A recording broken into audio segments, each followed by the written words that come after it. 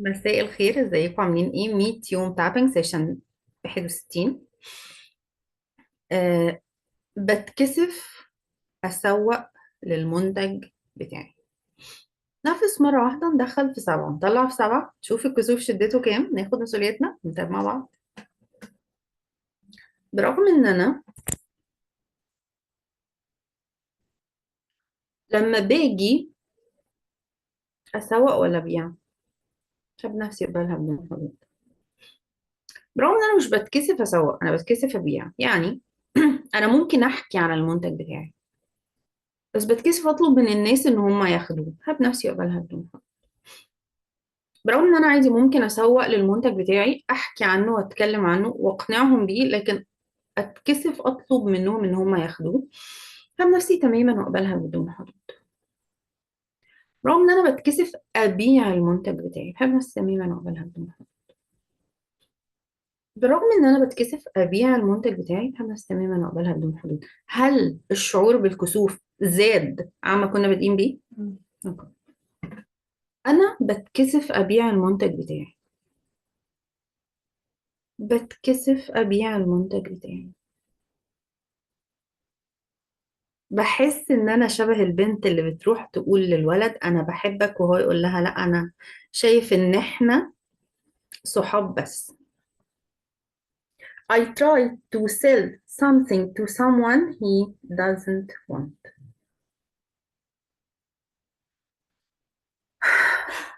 بتكسف ابيع المنتج بتاعي،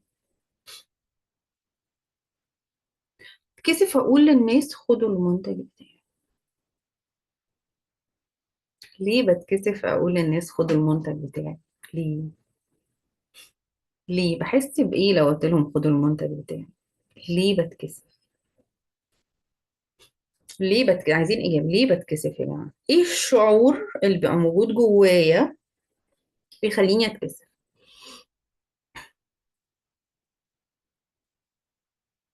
رفض. رفض الايه؟ بحس ان هم هيشوفوني مادية،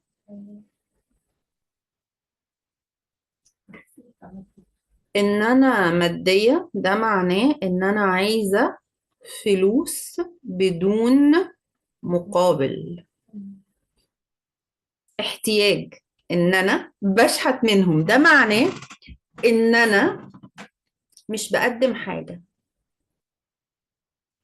كل المعاني دي، ما بيتقال لي لا مش عايزين، كل المعاني دي معناها ايه؟ كل الكسوف ده قصاد معنى واحد بس، ان اللي بقدمه ما يساويش القيمة اللي انا عايزاها فيه. ولا ايه؟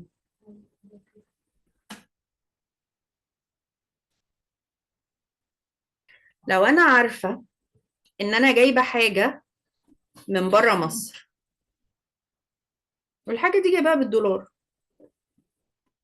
وهبتدي اوفرها للناس دي بالجنيه المصري، هل في اللحظة دي هحس نفس الشعور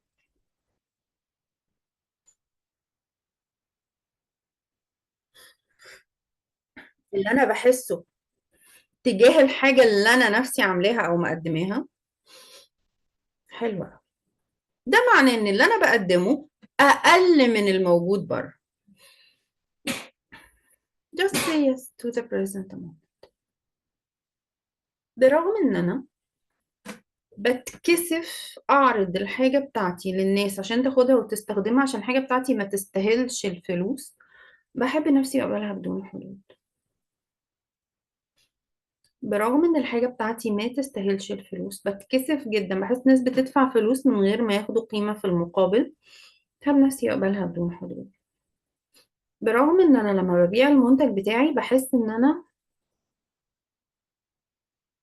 نصابة، ان انا مش كويسة a way or another، عشان انا ببيع حاجة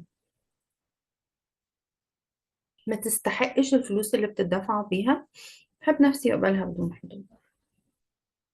انا مش مقتنعة ان اللي انا بقدمه يستحق الفلوس. مقتنعة شكرا. ان اللي انا بقدمه يستحق الفلوس. مش مقتنعة ان اللي انا بقدمه يستحق الفلوس.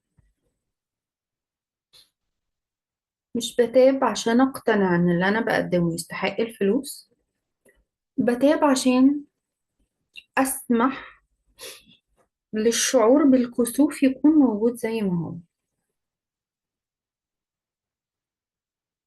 بحب نفسي تماما واقبلها بدون فضل. انا بحس ان انا جئنا ببضاعة مزجاة فأوفي لنا الكيل وتصدق علينا. اللي أنا مقدماه ما يستحقش. أنا حاسة إن اللي أنا مقدماه ما يستحقش.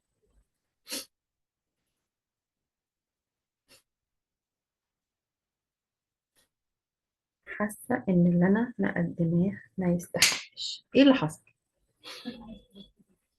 أوكي، البادي ريلاكسنج اللي حسيته بيقولي إن أنا سمحت لنفسي إني أحس إن اللي أنا بقدمه أقل من الكرايتيريا المطلوبة.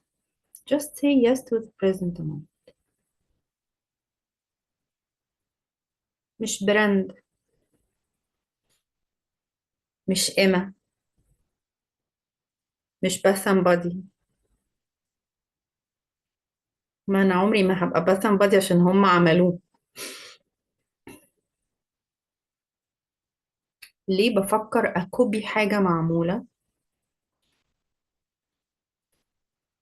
بدل ما أشوف طريقة لماي own material إنه يشق طريقه في الحياة ويبقى زي الحاجات اللي بقارن نفسي بيها.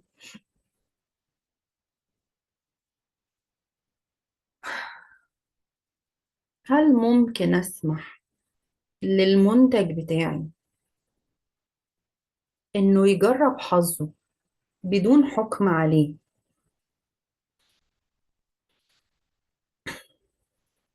وياخد قيمته الحقيقية؟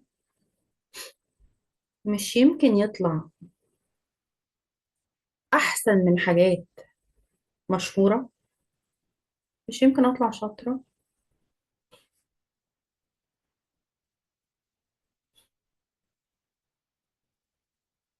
بس أنا ما أقدرش أسمح إني أبص للمنتج بتاعي على إنه بنفس الكواليتي بتاع فيكتوريا سيكريت وباسمبادي. ما أقدرش. ولا إيفا حتى. ما أقدرش أشوف الطرح بتاعتي زي بتاعت إيما، مع إن كلنا بنجيب الطرح من المنشية عادي. بس هم مقتنعين بنفسهم، لكن أنا مش مقتنعة بنفسي. أصل هم عندهم حد بيصور لهم، أصل هم بيجيبوا من بره. just say yes لكل المبررات. أنا مش زيهم.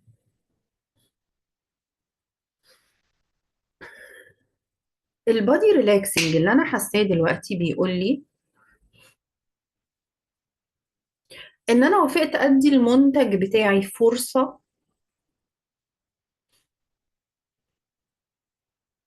إنه يكون بقيمته الحقيقية بدون ما أنا أحكم عليه إنه أقل من الباقيين.